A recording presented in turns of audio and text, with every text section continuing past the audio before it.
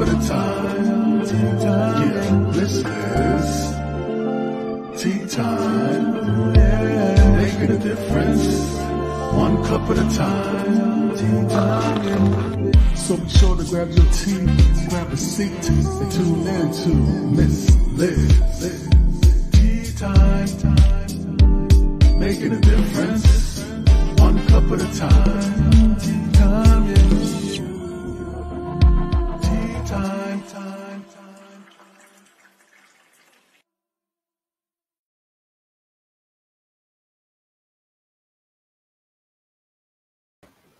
Welcome, welcome, welcome. It is tea time with Miss Liz. That's right, Miss Liz is back in the house. And tonight I have an incredible guest. I have Natasha Deen joining me all the way from Canada.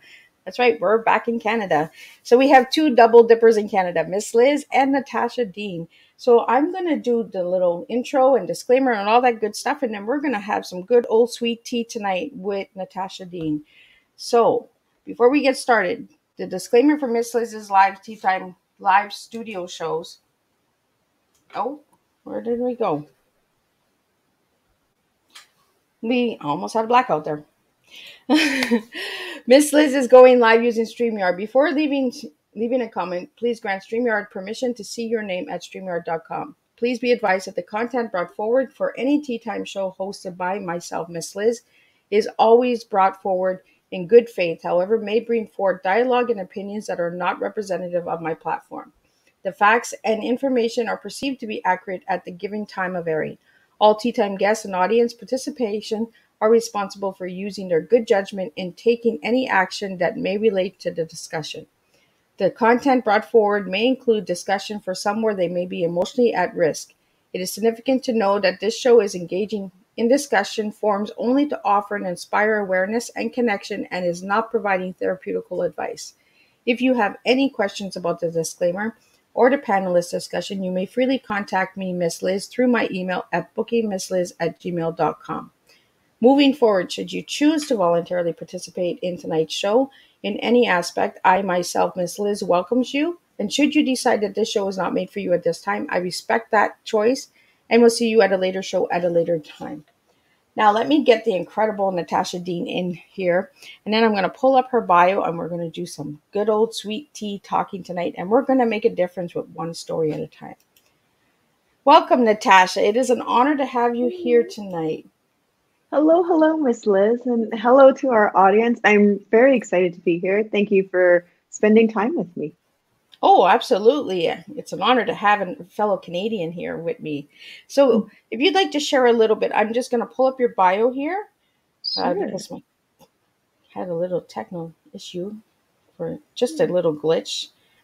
No worries. So if you'd like to share a little bit, Natasha, about who you are and where you're from and all that good stuff.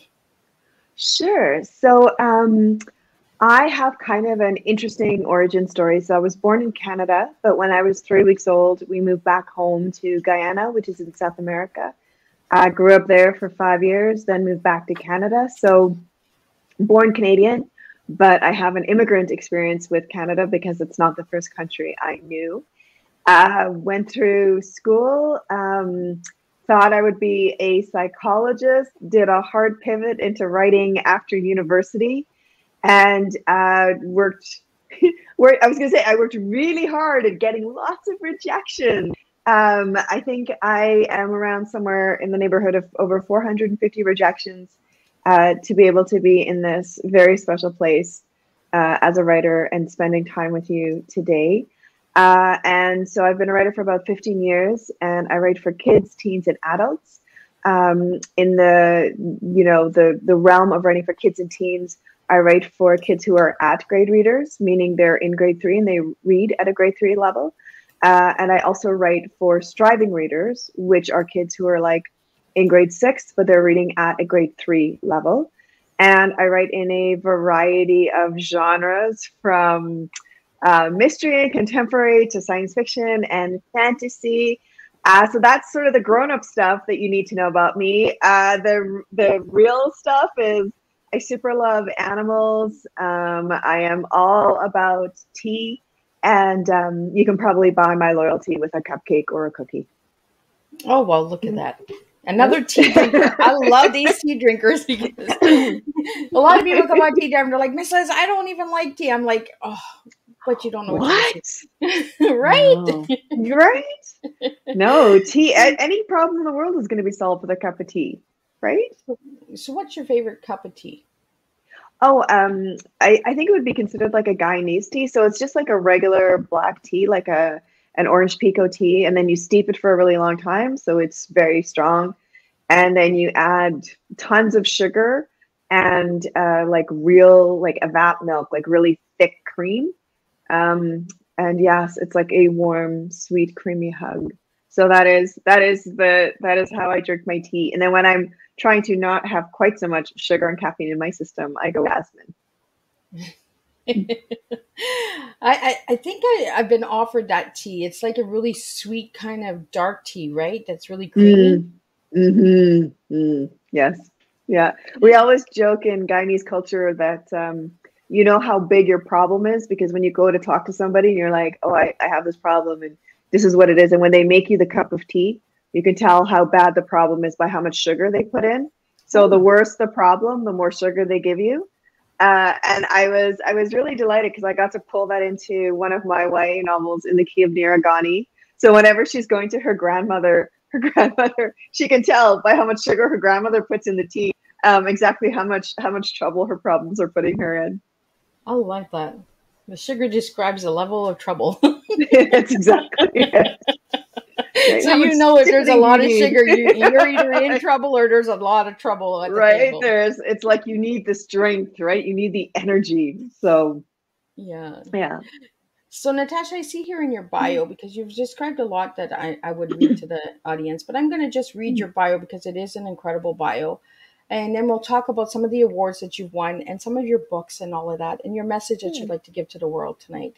Yeah. So Natasha is an award-winning author. Natasha Deen writes for kids, teens, and adults. She believes the world is changed one story at a time. And as a Guyanese? Am I saying Guyanese. Guyanese. Yeah, you're close. Yeah. Guyanese-Canadian whose family immigrated to Canada. She's seen firsthand how stories have the power to shape the world. And I truly believe that as well. Our stories do impact the world. When she was not writing, Natasha enjoys visiting schools, libraries, and other organizations to help people to find and tell the stories that live inside of them. She also spends the inordinate. My tongue twister. Say that 5 times, right? Amount a lot of time. Right? It's like one of those words that you want to say, but you can't say, and your tongue is just like, no, you're not. I know your brain's saying it, and your tongue is like, no. Not happening. So I'll get you to say that word. An inordinate. And we're going to talk about that word because I want to know a little bit more about that word. Amount of time trying to convince her pets that she's the boss of the house. I'm the same here. My cat thinks she's the boss. She's a real princess. And Natasha is the author of the Lark Baugh series, the CCBC Best Pick for Kids and Teens Stars Selection, and the Guardian series Moonbeam Awards Sunburst Award nominee, Alberta Reader's Choice nominee, and her latest novel is The Key of Niragani. Is a junior library guide Guild selection and a Barnes & Noble top 25 most anticipated own voices novel. And I'm truly sorry for all of those little blips and bloopers and all that. No apologies necessary. So let's talk a little bit about that word that I can't say. Sure. So what does that word mean and why is it important to you? Oh, inordinate is just, I love it because it's a tongue twister word and it just means a lot of, and, and it's one of those tricksy things because a lot of times as writers, when we're doing workshops or we're presenting at festivals, they'll come and say to us, okay, you need to give us a bio and it can only be 50 words, 25 words, however many words. So a lot of is 3 words. Inordinate is 1 word. It means the same thing. So it chunks in there to say the same thing, and I get under the word count that organization is asking me to do. Well, I just learned something new tonight. Thank you for sharing that to the viewers and listeners out there. We all learned something new, and we learned a couple tongue twisters along the way during tea time. True. So let's get into the message that you want to share with the world, that one story makes a difference and the impact. What have you seen about stories and the impact that it has made through your books? Well, I'll answer that in two ways. So the backstory for why I say that stories change the world comes from when my family moved back to Canada permanently. And so it was my first winter. I, just landed in Canada and was very excited to be here. I thought this was like this amazing new adventure. And then that winter, the first snowfall, going to school, there was a group of grade 9 boys that were making snowballs and packing them with stones and hurling at my sister and I, calling us lots of racial slurs, telling us to go back, go back where you come from, go back home. And it was really, really traumatic. It was violent, and it was sort of an out-of-body experience, right? Because it was the first time that I understood that my color made me different, and that my color made me a target, and that there were some people who were never going to look at my skin color and understand that that was beautiful. They would look at it and think other things. So what ended up happening was I told my parents, and they tracked down the ringleader, and my mom phoned, and she phoned and she talked to his grandparents, because that's who he was living with. And then they ended up coming over. The grandfather and the son came over, or the boy came over, sorry. And I remember him getting down on his knees and apologizing to us and crying and saying that he hadn't understood exactly what it meant, what he had been doing. And it didn't click in at the time, but looking back, what I realized was it was a story, right? I had something happen to me from someone who had an idea or a story of who I was. I went to my parents, I told them the story of what happened. They, my mom went door to door looking for this kid, found him, called the grandparents, told the grandparents a story of what was going on. And the grandfather and the grandmother sat down and told the boy a story, right? Told him a story of the boy he was and the man that he could be based on the decisions that he was making. And then he came to tell us that he understood, right? His story had changed, the narrative changed. And then he started telling us about how, that what had happened was his parents were divorcing. It was a really terrible, gross divorce, and they had moved him to go live with grandma and grandpa while this was all going on. So he was angry. He was angry, and we were a target, and he understood the inaccuracies of that particular story. You know what I mean? Like, he understood that he had taken out something that should have been like a counseling or a therapy. He took it out on us, and that shift. Right. So when I say that stories change the world, that's what I'm talking about. Our experiences, our willingness to talk about the things that make us happy, that make us sad. Those are the things that create space for other people to reflect on themselves, to reflect on the world, to reflect on who they want to be in the world and the kind of world that they want to live in.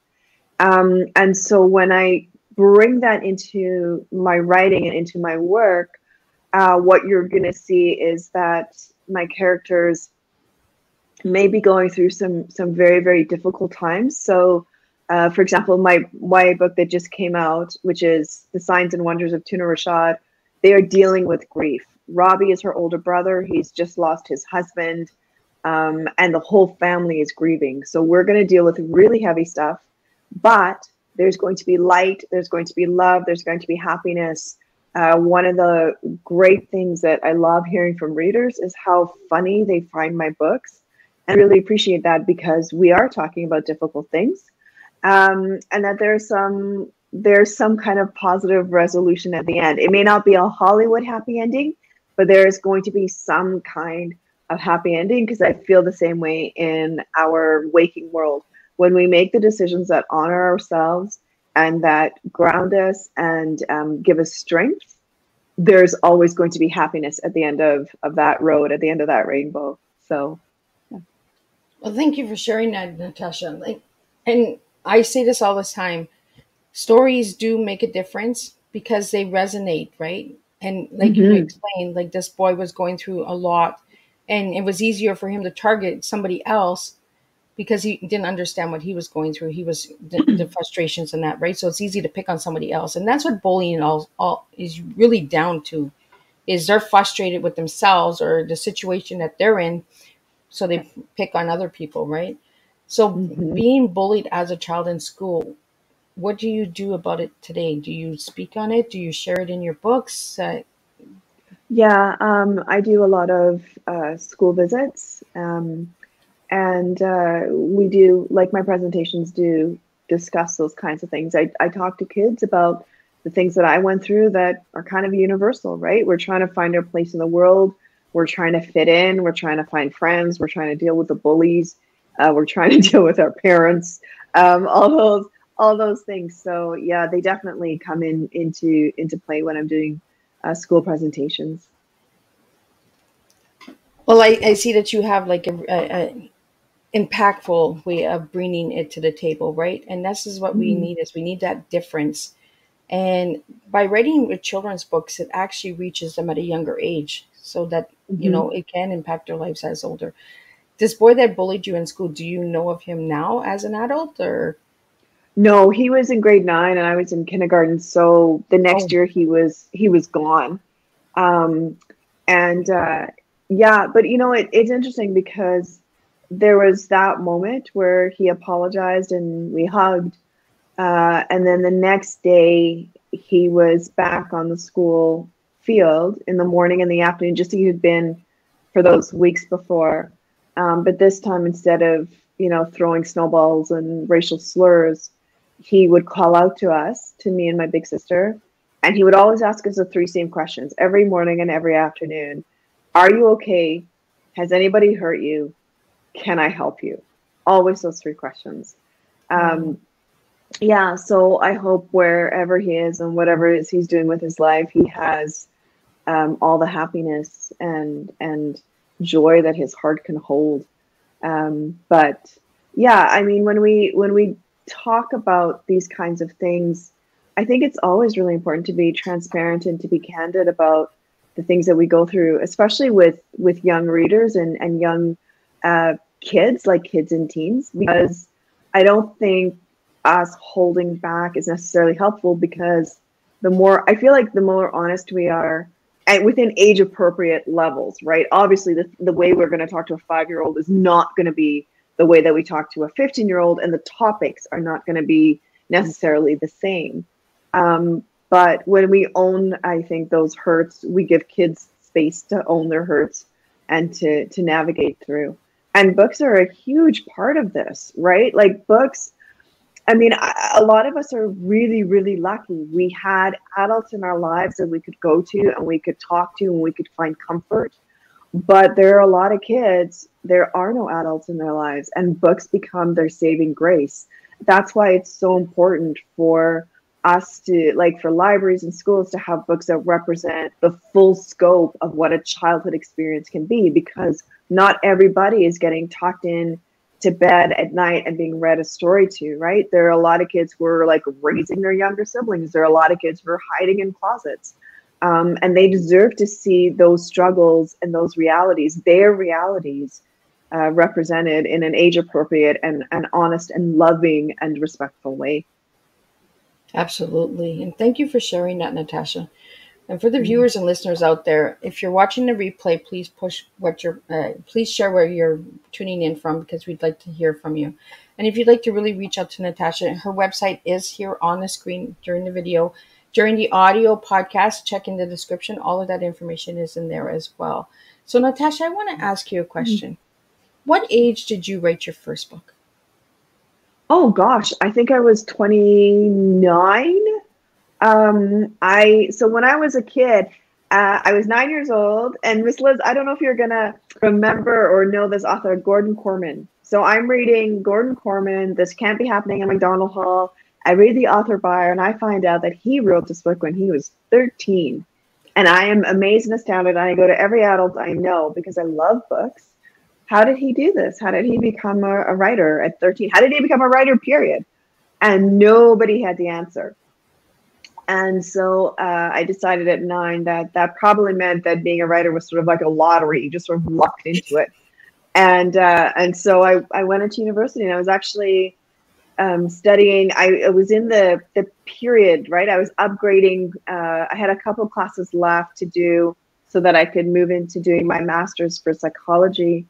And one of the things that they had you doing was not exactly counseling, but you had to like go in and talk to people and those kinds of things. And that's when I realized how much the stories we tell ourselves create the reality we live in. And it hit me about how often we do this. And we've been doing it from the time we were old enough to make words and to dream, right? I love my family. I love my brother. I wish I could sell my brother on eBay, like all those, all those kinds of How much can I get for him? Right? How much can I get for this kid?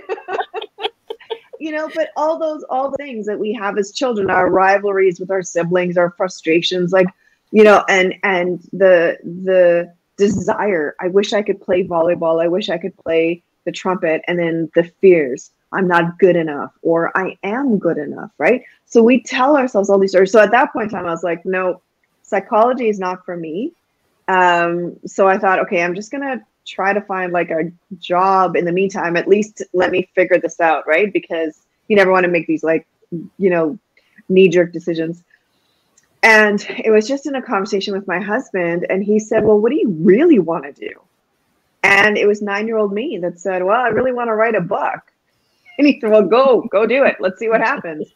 And that was, I think I was like 28, 29, trying to get it done. And I got my first short story published. It was for an adult audience at 31. And then I was like, that's it. Y'all open the door for me. I'm coming through. I'm coming. Yeah. I got my foot in the door, man. That's it. Now I just got to squish the rest of my body through. And that was the start of it. So how long did it take you to write your first book? Oh, the first book was about I was going to say a year, but I think if we sort of like chunked it all down, it was probably 2 or 3 years. Oh, wow. Yeah. And so for all of my emerging writer friends, take your time. There really isn't a rush. Our first books can take a year, 3 years, 5 years. It's important to like take your time, learn the craft. For any of you out there who are looking to submit, the number one thing that agents and editors say that is the biggest mistake writers make is they submit their work too soon because it's just not ready yet. So I know the world likes to tell us that we should rush and hustle and all those kinds of things, but we don't need to. Telling a story is a big deal. Lean into it, breathe into it, take your time. I love that you say that, take your time, because writing a book, some people are writing books within hours, and I'm like, how do you do it? Like, I know it's possible, but how do you do it? Because I'm working on writing books, and I am like, oh my God, this is taking time, because I don't want to rush it. And I'm glad that you put it out there for the listeners and viewers out there that are watching and will watch later. Take your time. We don't have to be in such a rush. And if it's your first one, you want it to be good, right? You want it to really make that impact and say, hey, hello, I'm here. I'm opening that door. Like Natasha, like you said, I'm coming in. Like, that's it. That's exactly it. But no, you're right. I think it was Danielle Steele who said that she, what does she do? She said she writes something like 12 to 20 hours in a day. And that's how she can get her books out. And I respect that that's her work ethic. I respect that that's the thing that lights her up. But I tell you what, like, I want to be able to go for lunch with my friends. I want to be able to snuggle with my pets and be able to look at my husband and be like, hey, let's just go grab lunch. Let's just, let's call work early and go sit on the couch and watch a, BBC mystery. Like let's have, like, for me, I love the balance. I love that she can survive on 4 hours, but I tell you what, man, you do not want to see me on 4 hours of sleep. I need my 8 hours, it's really important for all of us is to figure out what works best for us and to not compare what works for us to what works for other people, or think, well, Danielle Steele is writing 20 hours a day. I need to do that. But do you? Do you really? Or is it just a nice guide? Because the essence of what she's saying is she's dedicated and she creates time and space. She makes it for her writing. So maybe that's what we take away. And we look at our schedule and we go, well, I can't do 20 hours, but you know what I can do? I can do 10 minutes on my lunch break. And it may not feel like a whole lot, but I tell you what, 10 minutes in a day, you will get a book ready. You really will. Yeah.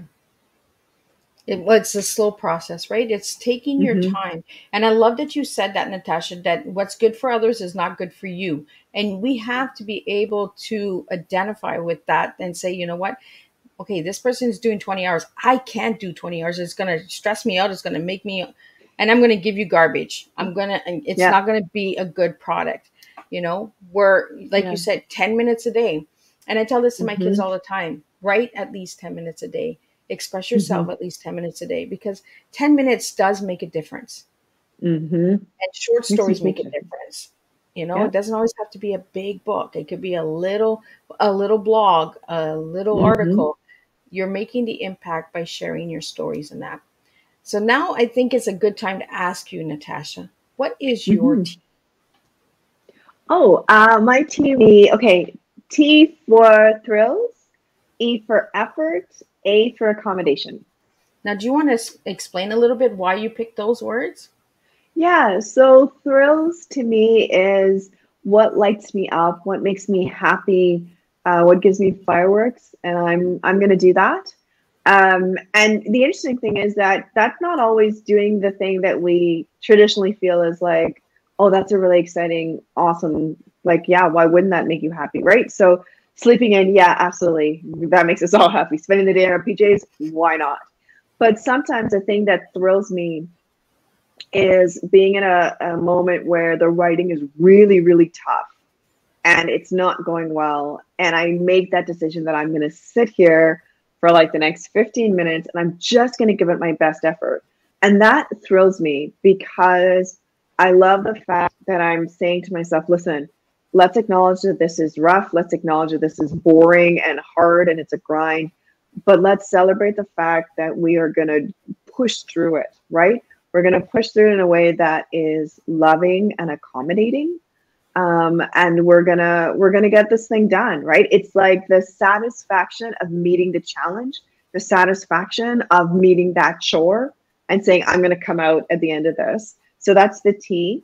The E is the effort. Like I said, I think sometimes, so my writer friends will know this, right? There's NaNoWriMo, National Novel Writing Month, and that's where you challenge yourself to write a novel in a month, 50,000 words. And that means you're writing about 1,667 words per day. And so that's amazing. And it's a really fun challenge and it absolutely makes you pull your hair out. But at the same time, if we internalize that and say, well, I'm not a writer unless I'm writing 1,500 words a day or 2,000 words a day, that can become, I just think that sometimes that's a really unkind thing to do for ourselves. So the E in effort, what that means is I am just going to try my best. And I'm not going to put a product or an end result on what it means to try my best. So some days I'm going to try my best. And at the end of that day, I'm going to have a paragraph. And then some days I'm going to try my best. I'm going to have 3 pages. One is not better than the other. Both are equal because the only thing I said to myself as I sat down is give it your best faith effort. And if I can do that, then I'm always a success. So the goals, the success, that thrill becomes intrinsic. It becomes something that we are in control of. So that's why E is for effort and A is accommodation. So being flexible, understanding that You know, not every day are we going to get up and feel like, yeah, I want to conquer the world. Or, you know, some days we get up and we're not feeling great emotionally, physically, what have you. We haven't slept well, you know, and we need to be able to be kind to ourselves and accommodate those things.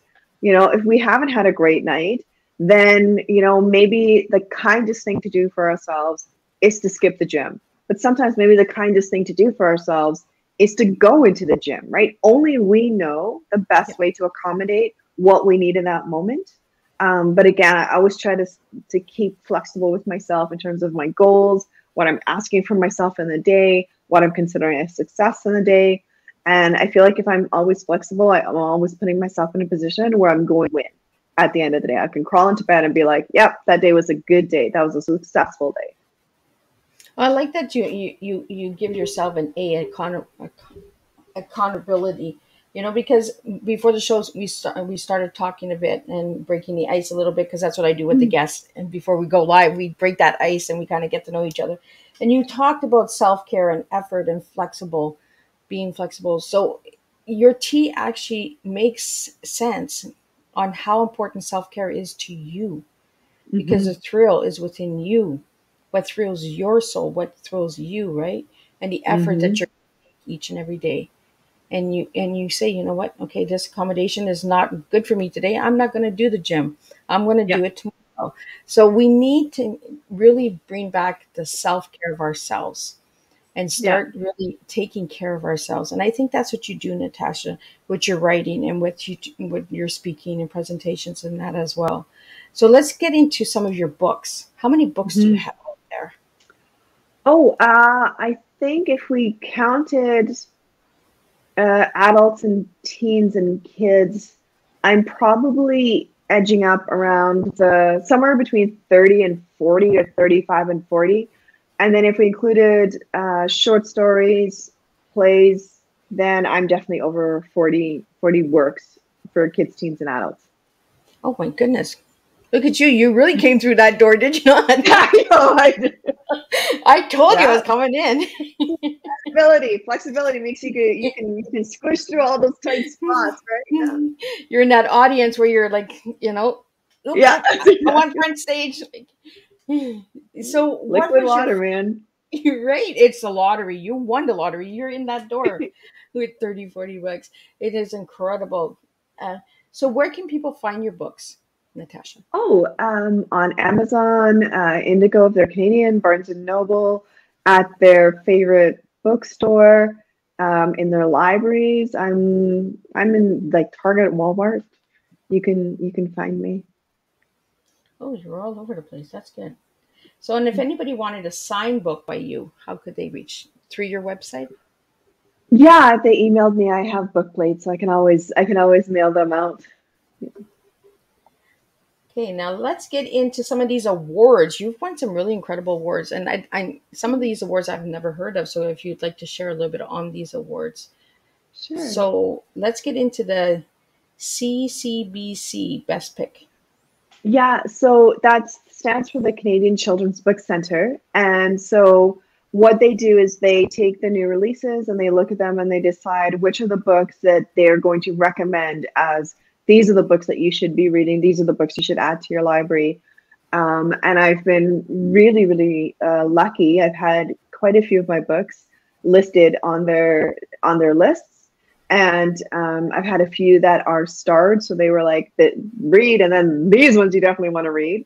So that's awesome.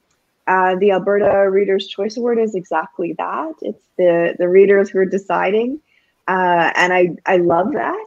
You know, and what are some other words? So In the Cave of Narragansett won the 2020 Amy Mathers Teen Book Award. So that's a national award for Canada. And so Nira was like, that's the book for the year. And that was really great. Because that's like, it's always lovely when people appreciate your work. Right. And my books have been on the Forest of Reading, which is the Ontario Library Association. And Nira was an honor book, which means that she didn't win the top prize, but she was in the top 3. And that, again, I mean, it's amazing because those are like your actual readers. Those are your teen readers who are deciding, you know, for you. And yeah, I think anytime, you know, I was gonna say, like, the awards are really amazing. Like, all of us, right? We love to get that, like, okay, good. It's good. I did Hurrah, hurrah. You know, but for any of my friends who are out there who are looking at publishing, whether it's traditional or self-publishing, so years ago, I had a book that I was trying to get published called True Grime, and it was an urban fantasy. And I got I got great feedback from editors and agents, but the main, like, I was getting turned down because they were like, I love this book. I just don't know how I would sell it. I love this book. I'm just not sure if it's like middle grade or YA. And, you know, and well, we can talk about this in a minute, but like when you write for kids, writing for kids is not remotely like writing for adults. There are some real guidelines. And so I was like, okay, but I had enough feedback that I was like, I think I'm just going to give this a shot. Like, I think I'm just going to like self-publish this. And this was at a time when self-publishing was very new. So it did not go over well with my writing colleagues who were like, why can't you be patient? Why can't you wait? You know? And I was submitting like, too soon.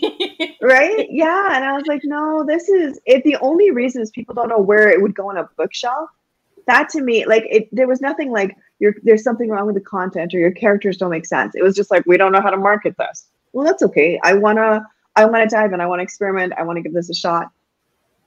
Lots of people were like, no, it's never going to work. You're going to regret this. No one's going to take you seriously. You're never going to get an editor. You're never going to get an editor. I did it anyway because it felt right to me.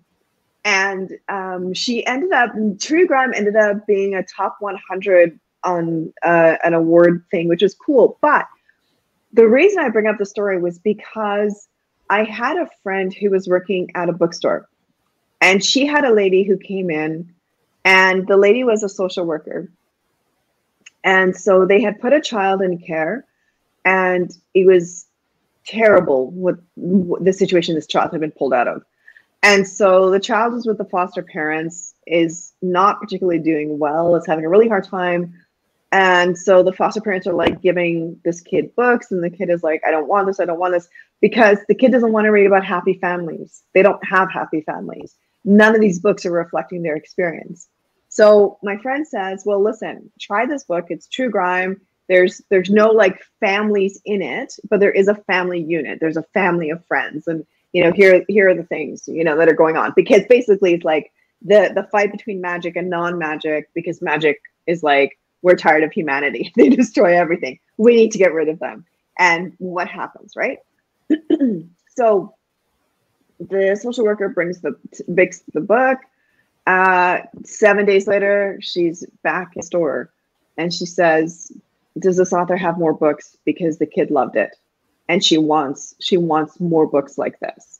Wow. And so awards are amazing, but sometimes that book reaching the right reader at the right time, whether or not True Grime ever got on that top 100, you know what? It hit a kid right when they needed it, and that makes it worth all of it, right? That is every award we ever need, because that's what we're trying to do with our work. We're trying to connect to readers. And just quickly to get back to that idea of the guidelines. So people think writing for kids is like, oh, I'm just going to tell a kid a story. No, there's no such thing, right? An adult is an adult. You can, sure, right? But kids, no. I mean, little kids are learning how to read. You cannot have the same kind of storyline. You cannot have the same kind of vocabulary. You can't have the same kind of like cast content, right? So it's really important, if you are someone who's looking to write for children, to start researching and understand what are the vocabulary limits, what's the sentence structure like. Are you writing for kids who can read at grade? Are you writing for kids who are striving readers? And to respect it, to respect the developmental levels, because, you know, and that's one of the reasons I think a lot of writers end up getting those rejection slips. It's because they're like, well, this is a book for kids. But, you know, how you write a story for a 7-year-old is not the same way you're going to write a story for a 9-year-old. And you need to understand that there is a huge difference in those things in terms of word count and all those kinds of things. So it's really important to do your research. Well, I'm glad that you brought all of that to the table because, Natasha, I think a lot of people need to understand this because a lot of people, well, I'm going to write a children's book. There are so many guidelines that you need to look at, you know, Hmm. and writing for adults, it's completely different as well. And Yeah. sometimes even they have guidelines that they want you to Oh, follow. yeah. Oh, absolutely. Listen, if you're writing for adults and you're like, I'm going to write a mystery, well, wonderful. Are you writing a cozy mystery? Are you writing a procedural mystery? Like, there's different guidelines for the different kinds of mysteries you're going to write. And it's really important to remember that, you know, when we're looking at writing for adults, we can write in a certain way because adults are readers, right? That adult is a reader already. The reason that adult is a reader is because way back when they were a child, there was an author who stepped in, met them at the level they were at in terms of their maturity, their reading ability, their literacy comprehension. That author met them at their level and ignited a love of reading that became a lifelong love of reading. And so if you want to be a writer, like, I don't care if you're writing for kids, teens, or adults, the number one rule is you respect your audience. You know who your audience is and you write for them. And that means that you're not going to have big, giant descriptions when you're writing for a 7-year-old because they're never going to sit through for that. Save that for the older middle grade and for the YA readers. They will sit through for that. But the littles, no, man, give them the action, give them the characters, give them the conflict, and then let them play in that playground. So, for the viewers and listeners that are watching right now and that will watch later, Natasha, where can they find Mhm. these guidelines for writing? Oh, you can Google, right? But also, I would strongly encourage people to take classes and to find, like, go into the library, get those books on craft, right? Writing for kids, writing for teens, writing for adults, all of those good things. But yeah, I mean, you can go to conferences that are going to have workshops. You can sign up for classes. Like, every university has some kind of like school of continuing studies, and they will have courses on that, right? So for example, I teach at the University of Toronto. I teach the introduction to children's writing. So within that, we're going to hit that up. But there's also, there's Canscape, which is a Canadian organization. They have the Packaging Your Imagination conference. So they're going to have lots of different workshops, right? What does it mean to write a picture book? What does it mean to write middle grade? What does it mean to write, like, if you're an illustrator and a writer, what kinds of things do you need to in terms of like creating the visual content? So, you can Google guidelines. I would also say read a lot. You cannot write for any audience if you're not reading the books for that audience, right? So whether you're writing for kids or adults, like, go to the library, go to your bookstore, get those books and start reading and start seeing, what are they doing? And I would encourage you, especially with Kidlit, look at books that have been published within the last 5 years. The last 5 years is going to tell you where the market is, where publishing is, what is acceptable, what isn't acceptable. I mean, I love Beverly Cleary, but she's not a great reference for what we're writing now. So that's really important to stay current on those kinds of things. So the Google, the libraries, the books on craft, workshops, conferences, and reading a lot. Yeah. I really enjoying this tea time tonight, Natasha, because you're giving a lot of information, and this is what tea time is for. It's to educate, it's to teach, it's to bring the awareness. Because a lot of people, they just say, "Oh, I want to write a book," but they don't understand that there's so many steps to writing a book. Yes. We all can Yeah. just say, "I'm going to write a book," but if you really want to make an impactful book and you really want to make a difference with your stories, really do the research, really take the time, Hmm. pamper it like Yeah. it's your child, like take care of it like a baby. I know Yeah. with my stuff, I'm like, no, that's my baby. No, I'm not giving you my story just because you want my story. Yeah. This is my story, this is my baby, like, and Yeah. we have to be able to say that. And it's not because we don't value other writers or other books or collections. It's just that it's not the right time, not the right place. And it's like you said Hmm. earlier during the show, is submitting too soon. Yeah. Well, and it's really important to understand what it means to be a writer. A lot of us grow up in with Hollywood imagery, right? The person sitting with this beautiful scenery in front of them, and they're in a lovely warm, you know, cardigan with, you know, vegan leather elbow patches, and it's, you know, they've got their cup of tea and their coffee, and it's very romantic. It's a very romantic idea. But let's talk about kind of like the sciencey part of what it means to be a writer. And so, you know, our brains, and I would encourage, so I encourage you to go out and like look at the research on this. So our brains understand imagination, but we don't quite understand, it doesn't quite understand imagination, right? So in other words, our brain, if we do it right, our brain uses imagination as reality. That's why we can get sucked into books and miss our bus stop. That's why when we watch scary movies and we're like, oh, it's just a story, and then we're still sleeping with the lights on, right?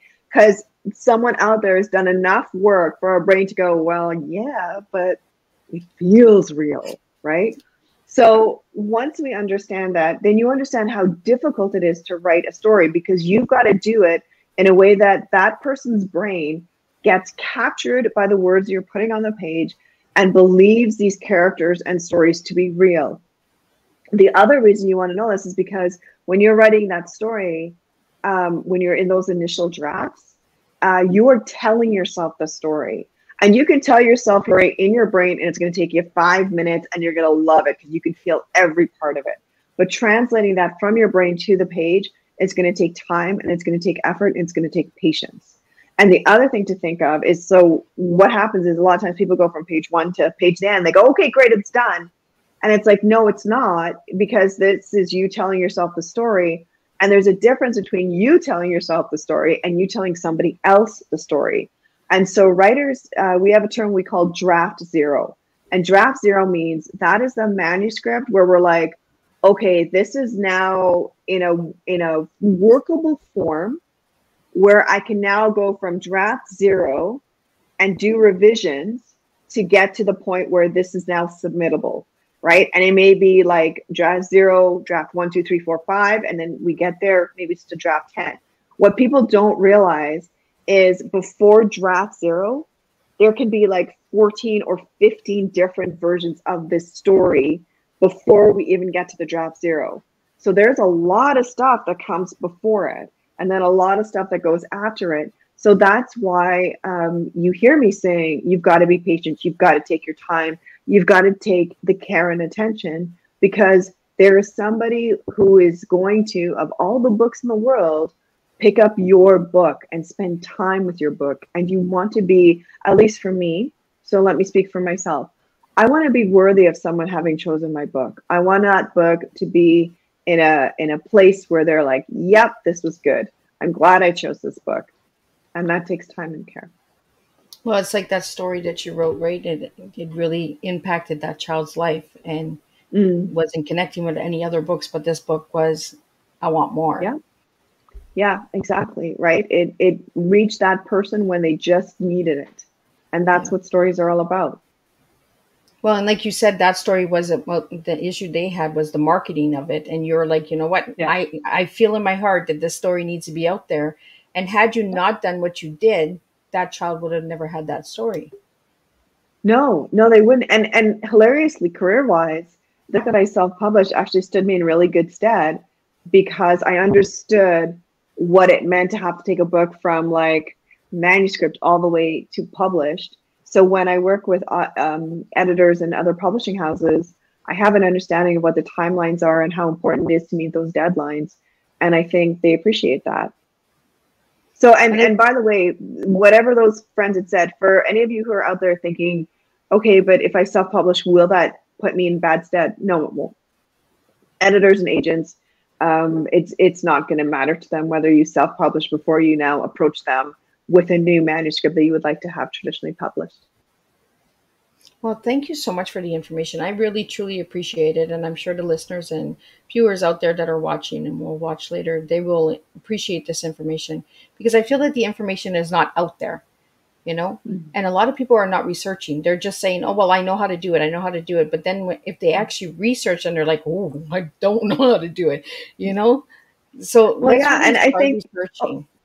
Yes, and I apologize for interrupting, because I was going to say, no, you're absolutely right, because a lot of times, especially adults writing for kids, we fall into the same trap. Well, my kids really like my stories, right? My students really like my stories.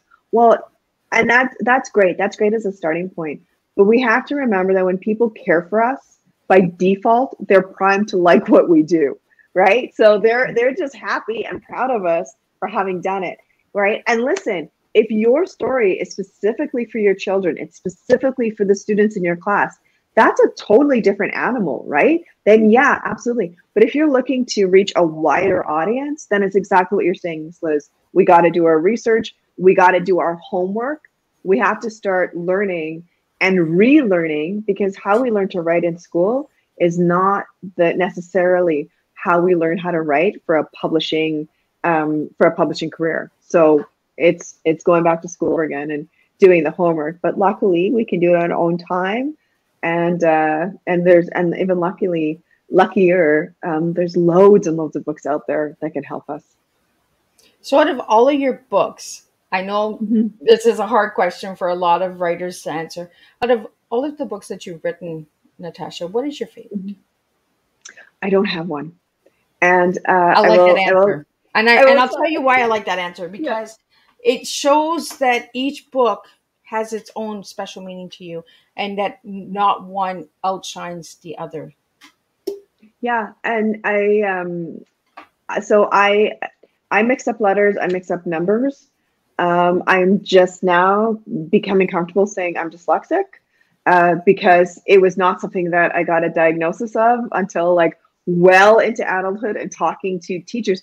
It was a wild offshoot of doing school visits. It's having a teacher come up to me afterwards after I'd done my presentation, and we're talking, and then that teacher saying to me, "Did no one ever tell you that you're dyslexic? Based on everything you've said, based on the fact that I work with these kids, did no one tell you this?" And then suddenly a whole bunch of things, were making a lot of sense. So writing for me is not easy. I don't have the patience for it, hilariously. So what I do is I do those 15 minutes and I take a break, and I do another 15 minutes and I take a longer break. For every 15 minutes, I take a longer and longer break. So 5-minute break, 10-minute break, half an hour break for lunch, all those kinds of things. And then I come back to the page. So the reason that every book is my favorite is because at some point in time with every single one of these books, I've had to face that horrible fear that every writer faces, which is like, I'm not going to finish this book, or this book is not going to be good, or this is a book that's going to end me, or I'm never going to solve this problem. So for different books, there's different problems. And my writer friends, I mean, we know this, right? Some books, we know the character, we just can't get the world. We know the plot, but we just can't figure out the character, right? So at any point in time, we're being asked to face ourselves, face our fears, face those writing blocks that we deal with.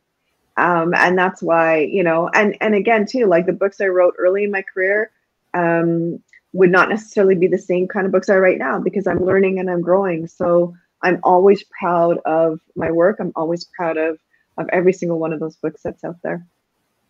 Well, thank you so much for sharing. It really is an incredible tea time tonight, because we're learning a lot of educational stuff that we need to be aware of. So I want to thank you, Natasha, for doing that tonight and sharing the message that you have to impact the world with one story at a time that makes a difference. I love it. I love when people say one person, one story, one tea, because it takes one step to make a difference. If you're not taking that step, it doesn't matter if it's a big step, small step, you've got to take that one step in life. So I want to thank you, Natasha, for sharing your incredible work that you're doing, the incredible stories that you have out there.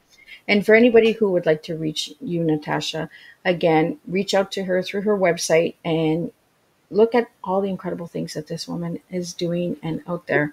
So any final words you'd like to say before we wrap up your tea time? No, just thank you so much for hosting me, Miss Liz. To all of the viewers and the listeners, thank you for spending this time. I really appreciate it. So go forth, my friends. Go forth and conquer the world with your stories. And thank you again. Well, it was an honor and a pleasure to have you tonight, Natasha. And I hope that you can join us for the reunion show that is going to be happening in December. So I will be bringing back some of the guests from season 1, season 2, and season 3. So they can meet each other and they can collaborate and connect, network, make some friends. because that's what tea time is all about. It is about joining one of us teas one at a time.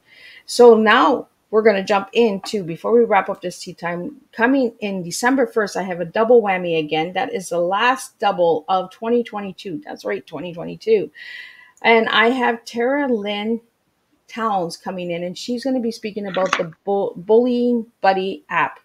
So she has created an app for bullying and awareness. And then I have the incredible Deanne Floyd Boyne coming in, and she'll be talking about humanitarian work. So we have incredible guests lined up for December as well. So be sure to tune into those. So we have Tara in the morning, and then we have Deanne in the evening. And then we're jumping into legacy awareness on the 8th, and then on the 15th we have our last show with Freddie Cruz, and then it's reunion time. So I'll get to see all of my little tea time babies, because that's what yous are to me, my babies. So again, Natasha, thank you for joining me on Tea Time, and thank you to the viewers and listeners that do tune in. I appreciate your support. I want to give a special shout out to all of the supporters of Tea Time. Mickey Mickelson from Creative Edge, check out his work. He is an incredible man, and he is the one who brought Natasha to my table tonight. So I want to thank you, Mickey, for that. And I want to thank Patrick Williams Wayne, who is also one of Mrs. Liz's supporters, and he's out there. So check him out as well. He's bringing awareness to seniors who have vision issues. So he's bringing in the larger print in that. So check him out as well. He's on LinkedIn and all of that good stuff and Facebook. So before we wrap up your tea time, we have a couple minutes left, because I like to always do them for 1 hour. I like to give my guests a whole hour. So Natasha, what 3 books would you recommend for Christmas? Oh, I have no recommendations, because there's no 3 books that would fit everybody. So I don't know. I feel like, no, Miss Liz, that's a really hard question. I would have to know who's asking. And what do they want? Do they want to laugh? Do they want to be challenged? Do they want to be creeped out? I mean, I know Christmas is all like, snowfall and Christmas trees and all those kinds of like lovely live in the world, the holiday stuff. But maybe some people really love like Nightmare Before Christmas. They want something with a slightly darker edge as they drink their hot chocolate. So yeah, I don't know. Okay, but I will say, I was going to say, adult book. Well, I just started reading Lisa Gardner. So if you like thrillers and dark mysteries, I suppose, she's really good. And then kid stuff. Who did I just read? I can't say because the book's not out yet. But I will. It's a good book. coming soon. I know. It's like it hasn't been announced. So, but I will say, take a look at some publishers like Running Kids Press or Orca Books. They've got some really, really great stuff for kids, and especially if you have a kid in your life who is a striving reader. Definitely, I recommend Orca Books, because they've got tons and tons of books that will absolutely love and meet your young reader at their literacy level, but will also meet them at their heart level. So these are like, I always think of like I think it's Sean Rodman's Night Terrors, right? And it's this like amazingly spooky, book where he's at a camp and he's seeing ghosts, or is there something else going on? And it's amazing, and it's absolutely written at a level that teen reader reading at an elementary level will be able to embrace. So yeah, I guess that's the recommendation. Night Terrors by Sean Rodman and Lisa Gardner. Well, thank you for that.